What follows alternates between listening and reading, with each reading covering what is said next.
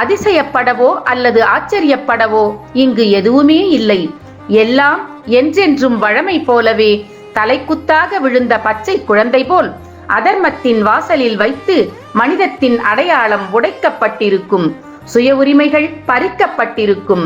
இரத்தத்தின் நிறம் சிவப்பு. இதை பல தடவைகள் உறுதிப்படுத்திய பின்பும் மீண்டும் மீண்டும் எங்களின் மீது இரத்த பரிசோதனைகள் தொடரும். எப்போதும் போலவே அப்போதும் அந்த 4 பேர் 4 விதமாய் பேசிக்கொண்டேதான் இருப்பார்கள். அவர்களுக்கு உன்னை பற்றி என்ன கவலை? எப்போதுமே அவர்கள் அப்படித்தான்.